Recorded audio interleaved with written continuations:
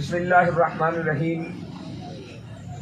رات میں نے نیٹ پہ دیکھا جاوید چودھری صاحب ایک اینکر پرسن ہیں، ان کا پروگرام چل رہا تھا۔ اس میں کاشف عباسی صاحب، ارشاد بھٹی صاحب وہ گفتگو کر رہے تھے، اور ان کی گفتگو میں نے چند چیزوں کو نوٹ کیا اور میں نے مناسب سمجھا کہ ان کو جواب دیا جائے۔ کاشف عباسی صاحب، ان پر تو کوئی اعتراض ہے ہی نہیں، کیونکہ یہ وہ بندہ ہے جس کے مقدر میں شاباش نہیں ہے۔ اور ارشاد بھٹی صاحب کو میں بہت لائک بھی کرتا تھا اور سمجھتا تھا کہ یہ ایک حق گو انسان ہے، لیکن رات والی ان کی گفتگو، غیر ذمہ دارانہ گفتگو سن کے مجھے بہت تکلیف ہوئی۔ جو جاوید چودھری صاحب اور ارشاد بھٹی صاحب کی گفتگو تھی، میں ان حضرات سے پوچھنا چاہتا ہوں، کاشف عباسی صاحب ہوں، ارشاد بھٹی صاحب ہوں یا جاوید چودھری صاحب، کہ جب اسمبلی میں ختم نبوت کے قانون کو بدلا گیا، اس وقت آپ نے ختم نبوت کے حوالے سے کتنے پروگرام کیے؟ تحریک لبیک یا رسول اللہ پاکستان نے اس وقت 8 لاشیں دے کر اس قانون کو دوبارہ تبدیل کروایا، لیکن آپ لوگوں نے اگر پروگرام کیے بھی تو تحریک لبیک کے خلاف کیے کہ جی یہ جو سڑکیں بند کرتے ہیں، یہ لوگوں کو تکلیف دیتے ہیں۔ تو جو ختم نبوت کے قانون کو بدل کر جنہوں نے اللہ اور اس کے رسول کو تکلیف دی، آپ کی زبانیں ان کے خلاف تو نہ کھلی۔ اور پھر ہالینڈ نے گستاخی کی، فرانس نے گستاخی کی سرکاری سطح پر، تم نے کتنے پروگرام کیے ان کے خلاف؟ اگر کوئی پروگرام کیا ہو فرانس کے خلاف، ہالینڈ کے خلاف، یا جنہوں نے ختم نبوت میں تبدیلی کی ہے ان کے خلاف اگر کوئی آپ نے پروگرام کیا ہے تو اس کا کلپ ذرا مجھے بھی بھیج دیں۔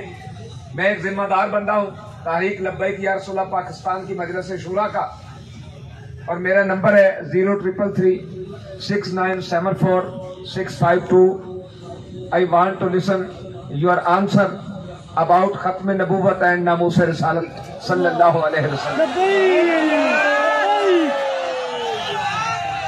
اور جناب جاوید چودھری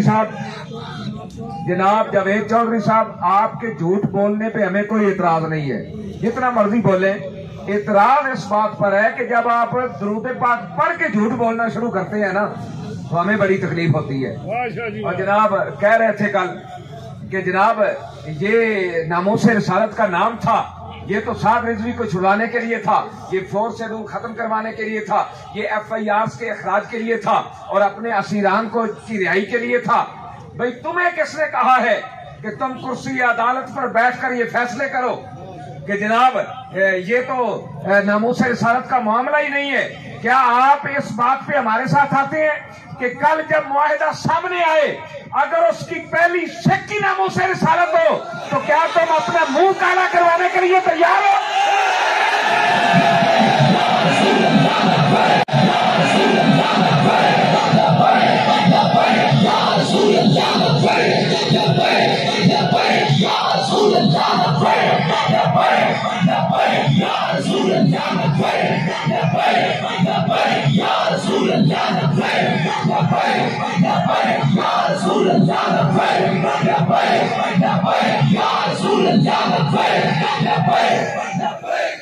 پھر یار جھوٹ کی بھی کوئی حد ہوتی ہے، جھوٹ کی بھی کوئی حد ہوتی ہے۔ خود ہی کہہ رہے ہیں کہ اس معاہدے کو خفیہ کیوں رکھا گیا، خفیہ کیوں رکھا گیا، خفیہ کیوں رکھا گیا؟ جب معاہدہ آپ کے سامنے ہی نہیں ہے تو آپ اس پر بحث کیسے کر سکتے ہیں؟ یہ کیسے کر سکتے ہیں کہ جناب ناموس رسالت کا مسئلہ ہی نہیں ہے؟ جب معاہدہ سامنے آئے اس میں ناموس رسالت کا مسئلہ نہ ہو تو پھر آپ بولنے بھی، آپ کے جذبات بھی اچھے لگتے ہیں۔ اصل معاملہ یہ نہیں ہے کہ اس معاہدے میں کیا ہے، جو اصل درد ہے وہ بتاؤ۔ اصل درد یہ ہے، تم یہ چاہتے تھے کہ یہ دین والے لوگ نہ آگے آئے، ان کو کچل دیا جائے، مٹا دیا جائے، لیکن یاد رکھنا مٹ گئے مٹتے ہیں، مٹ جائیں گے آدھا تیرے، نہ مٹا ہے نہ مٹے گا کبھی چرچا تیرا۔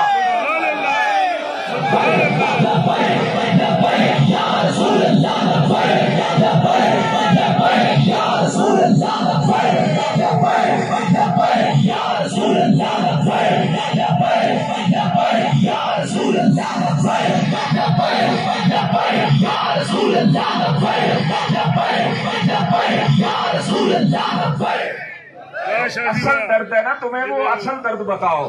بابا جی سچ کہتے سن نا پیڑا اور تے پھکیاں اور پترو ہونے کم نہیں چلنا. ہاں یہ یاد رکھنا ہونے نہیں چلے گا.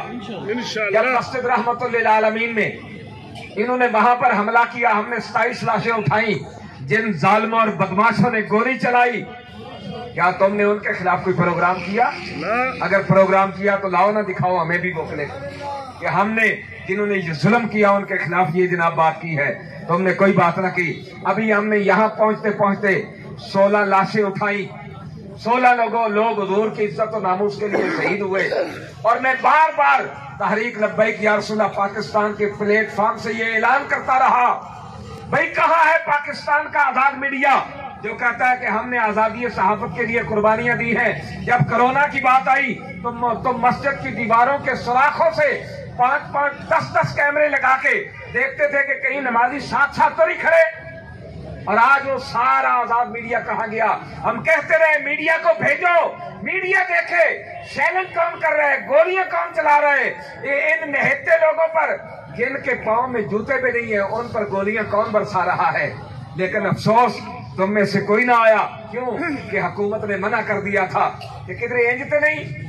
جناب تگڑے نو ویخ کے ترس آ جانا, ماڑے نو ویخ کے غصہ آ جانا, بھی پھڑیا ہی نہیں جاتا. واہ شاہ جی واہ. کلمہ تو رسول اللہ کا پڑا ہے نا, اور تم پر میرے آقا کی عنایت نہ صحیح. ظالموں کلمہ پڑھانے کا بھی احسان گیا. کلمہ تو رسول اللہ کا پڑا ہے. کہہ رہا تھا جی میں بھی عاشق رسول ہوں. میں بھائی تمہارے عشق رسول پہ ہمیں کب اعتراض ہے, لیکن اپنے عشق رسول کا کوئی ثبوت دیتے ہوئے ختم نبوت, ناموس رسالت یا حضور کے خاکے بنے یا پورے پاکستان میں اب سوشل میڈیا پر اودم مچا ہوا ہے, رسول اللہ کے خلاف لوگ بکواسات کر رہے ہیں. ایک پروگرام تو دکھاؤ جو تم نے کیا ہو. تم اس کو عشق رسول سمجھتے ہو؟ جناب پروگرام کے شروع میں درود پاک پڑھا اور درود پاک کے بعد جتنی بھی باتیں کی تھی جھوٹ بکتے رہے. کچھ تو خدا کا خوف کرو یار, کچھ تو خدا کا خوف کرو.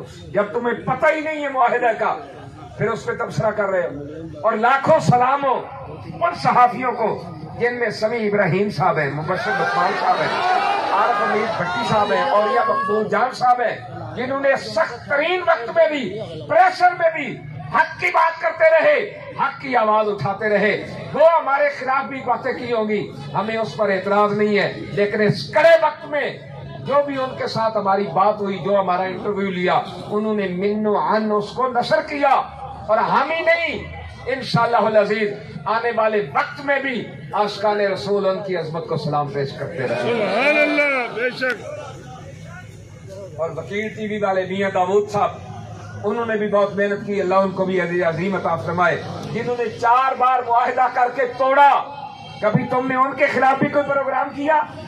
اگر کوئی پروگرام کیا تو ہمیں بھی دکھاؤ. یہ تو نہیں ہے نا باتوں کے ساتھ ہم بھی بھائی ہم تمہارے عشق رسول پر کب اعتراض کر رہے ہیں؟ کب ہم نے کہا تم عاشق رسول نہیں ہو؟ ہاں یہ ہم ضرور کہہ رہے ہیں کہ تم جھوٹ بول رہے ہو اور اپنا یہ جھوٹ بند کرو. اب میں نے بہت ساری چیزیں حذف کر دی ہیں, لیکن آپ کے جھوٹ کا اگر یہ پراپیگنڈا جاری رہا تو جو آئندہ کرے پائے گا انشاءاللہ العزیز تمہیں سمجھ آ جائے گی کہ مولویوں نے ہمیں کیا کچھ بتا دیا. ہم تو سمجھتے یہ سادے لوگ ہیں, لیکن ہم اتنے بھی سادے نہیں ہیں کہ ہم تمہاری بدماشیوں کو پہچانتے نہ ہوں, ہم تمہاری 2 نمبریوں کو پہچانتے نہ ہوں. اس لیے جب تک تمہارے پاس حقیقت سامنے نہ آ جائے اس وقت تمہارا تبصرہ بنتا نہیں ہے. اللہ تعالیٰ ہر ایک کو حق کہنے, حق سننے, حق کو سن کر سمجھ کر عمل کرنے کی توفیق عطا فرمائے. وآخر دعوانا الحمدللہ.